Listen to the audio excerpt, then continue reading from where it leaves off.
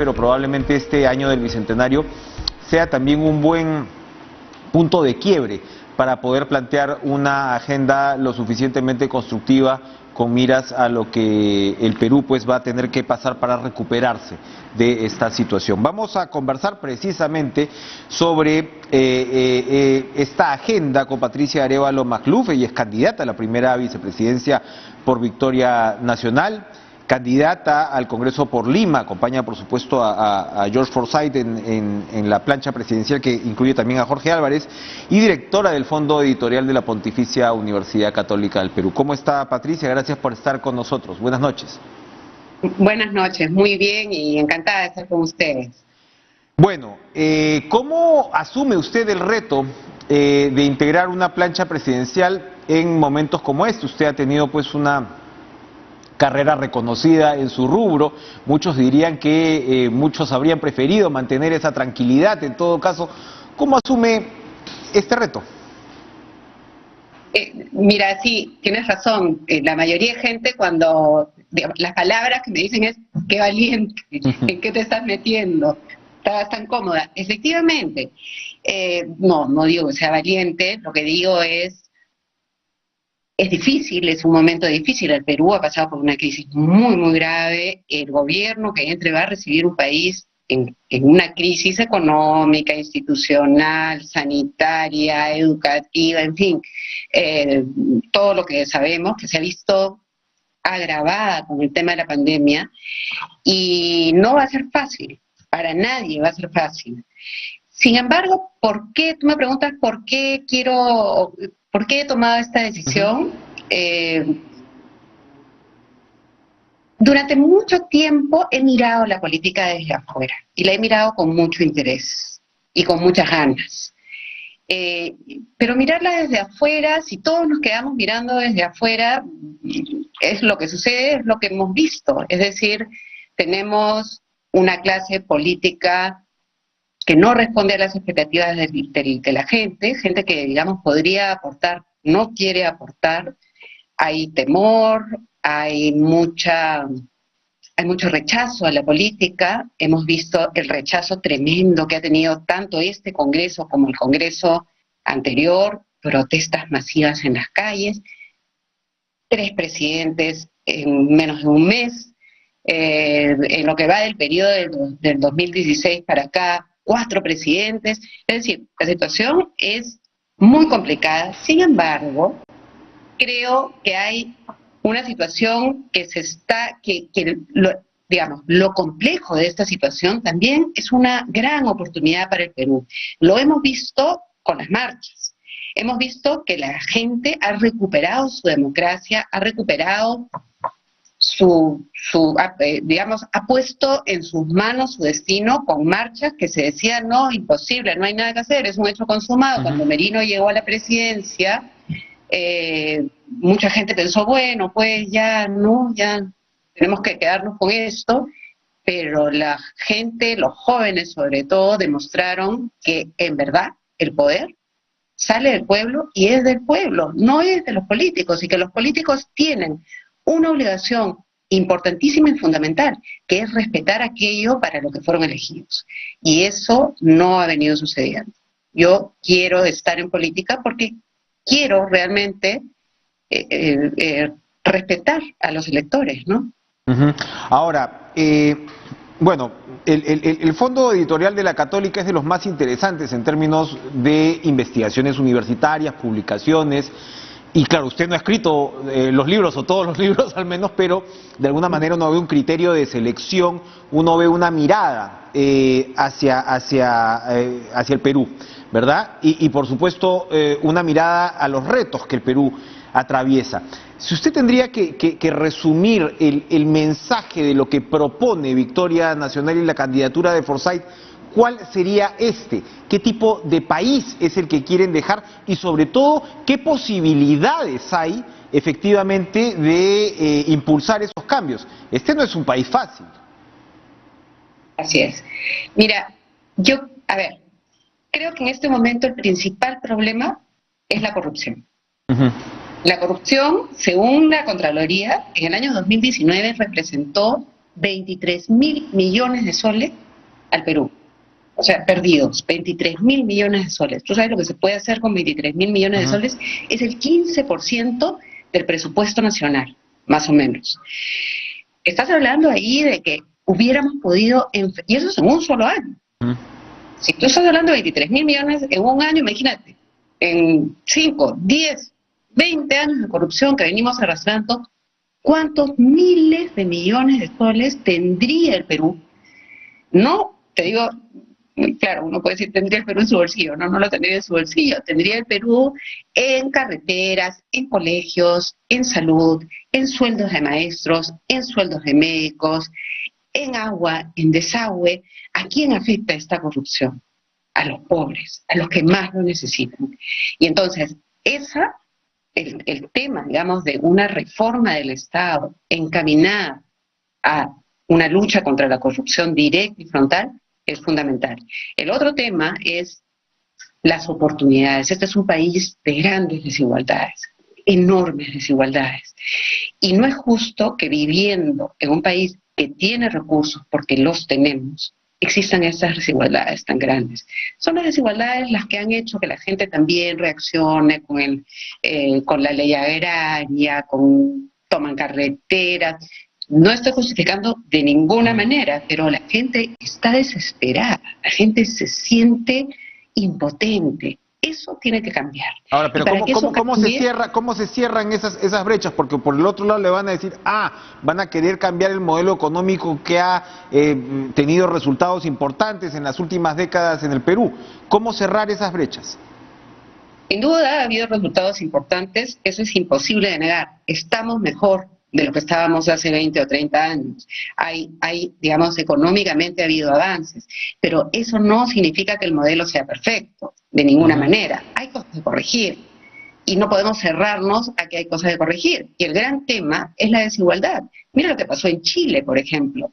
Chile era un país que había prosperado, sin ninguna duda, mucho más que nosotros, y las protestas sociales, ¿a qué se debieron? A la sensación de injusticia, a la sensación de desigualdad, a la sensación de falta de oportunidades iguales para todos. Entonces, esa es una prioridad. ¿Cómo lo logras? Ya mencioné el tema de la corrupción. Si tú recuperas, digamos, todo ese dinero que podríamos tener, hay mucho que se puede inyectar a la economía nacional. Eso por una parte, ¿no? El otro tema, el otro gran tema es la educación. La educación es la principal fuente para disminuir brechas. ¿Cómo disminuyes tú las diferencias que hay entre las personas con educación? Las diferencias son básicamente sociales, educativas, económicas y de género también. Por ejemplo, resulta increíble que en el Perú todavía haya analfabetismo. ¿Y sabes quiénes son los que son, digamos, en qué grupo están los analfabetos mayoritariamente? Mujeres de áreas rurales. Casi 23% de las mujeres en áreas rurales, 22 y pico, son analfabetas. Pueden saber firmar de repente, pero son analfabetos funcionales. En hombres eso baja a 8. Mira esa brecha. 23 contra 8. Estamos hablando de analfabetismo rural, pero el analfabetismo está también en áreas urbanas. En Lima tenemos analfabetismo. En ciudades como Arequipa tenemos el analfabetismo. En Cusco es altísimo, en Cajamarca es altísimo, en Huancavelica, en Apurímac. Eso es algo inadmisible en el siglo XXI. No podemos tener peruanos que están tan lejos de las oportunidades como para que eso exista. Y que además, eso agravado con brechas de género, en las que son las mujeres las más perjudicadas, lo hace más grave. Porque las mujeres además, en gran medida, son las que han sacado adelante este país durante la pandemia. Y exactamente, estamos en este contexto, ¿no? Con todas estas cuentas sociales, ¿no? Por pagar definitivamente estas brechas importantes, importantísimas, que lastran al país, pero en medio de una pandemia. ¿Cómo van a hacer en un eventual gobierno de Victoria Nacional para poder acelerar lo más rápido posible, para recuperar el ritmo económico? Bueno, lo primero es, hay que tomar decisiones. En este último tiempo hemos visto la falta de decisión en ese sentido, por eso también a mí me gusta y he apoyado a George, porque es una persona muy decidida, que ha enfrentado mafias, digamos, ha tomado decisiones muchas veces difíciles. Y creo que el caso de las vacunas, por ejemplo, lo estamos viendo. ¿Cómo es posible que no tengamos vacunas? Somos el único país de la región que no tenemos vacunas y somos el país que en algún momento fue el más afectado, no solamente de la región, sino del mundo, tanto en el aspecto sanitario como en el aspecto económico. Sin embargo, no hemos tomado decisiones tan básicas e importantes como comprar vacunas. Aprovechemos esta situación. No hemos comprado las vacunas, todavía las podemos comprar. Hasta ahora no hay ninguna confirmación de que lo hayamos hecho o que lo vayamos a hacer. Pero, digamos, la vacuna además tiene una serie de requisitos más allá de comprar las vacunas. Hay que administrar las vacunas, hay que poner las vacunas. Fíjate, en Estados Unidos se habló, Estados Unidos, que es la primera potencia mundial todavía, se habló de inmunizar para fin del 2020 21 millones de personas. Se logró inmunizar a 2.7 millones, o sea, poco más del 10% de lo esperado. Definitivamente un desafío logístico gigantesco. Hablaba usted, por supuesto, del candidato a la presidencia. Hay quienes le critican su falta de experiencia. ¿Qué responde ante esa crítica recurrente que enfrenta a Forsyth? Yo no creo que tenga falta de experiencia en absoluto. Primero, ha tenido un encargo que es muy difícil. La alcaldía de La Victoria es una alcaldía especialmente difícil porque La Victoria de alguna manera concentra todos los problemas del país. Es como un Perú en chiquito. No es lo mismo, no digo que sea lo mismo que estar en la presidencia, pero es una experiencia importantísima en el sector público. En La Victoria tienes pobreza, tienes delincuencia, tienes falta de agua, falta de acceso, informalidad, en fin, todos sabemos que son los problemas graves que hay en el Perú. Eso por una parte, pero no solamente es cierto que estuvo 2 años solamente, pero estuvo antes 8 años como regidor. Y te voy a decir una cosa importante, la experiencia, se habla de, el jugador de fútbol, como si ser un jugador profesional no fuera importante, ser un jugador profesional, sobre todo, es una cosa que el otro día le escuché decir a George y me pareció bien interesante, que es que él como arquero no mete goles, pero su trabajo, su principal trabajo y objetivo es el trabajo en equipo. Y eso es lo que hace él. George es una persona que sabe liderar equipos y eso es fundamental. Fundamental como experiencia. Sí, cuénteme, precisamente ahora que hablaba del papel de la mujer, las brechas. Ahora mismo, más adelante en el programa vamos a tener una entrevista en torno al tema de la despenalización del aborto. ¿Usted está de acuerdo con toda despenalización del aborto? Mira, el aborto es algo que nadie quiere. Nadie quiere y que yo no quiero, definitivamente. Pero creo que en un tema como este, uno tiene que separar lo que son tus creencias personales o religiosas o cualquier cosa, de la realidad. La realidad es la siguiente, la realidad es que hay 375.000 abortos todos los años en el Perú. No solamente hay 375.000 abortos. El otro día vi una encuesta nacional que hizo Promsex,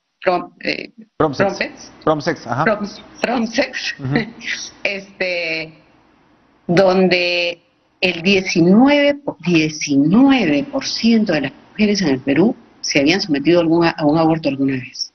19%. Eso es una realidad que son, digamos, si tú calculas que en un año hay 375.000 o 350.000 abortos, estamos hablando de ¿cuántos? 3 millones de mujeres que alguna vez han abortado. Es fuerte, o sea, es una realidad. Bien. Y el problema es que esas mujeres, digamos, si las que tienen dinero y tienen una situación económica que les permite, digamos, hacerse un aborto con un profesional, no les pasa nada. pero hay muertes maternas. Ujú. Hay mujeres que mueren, que son las mujeres más pobres, por abortos clandestinos que Bien. son hechos por cualquiera y de cualquier manera. Sin duda. Esa es una realidad ante la que no podemos cerrar los ojos. Se tiene que legislar al respecto. Por supuesto que tienen que haber restricciones.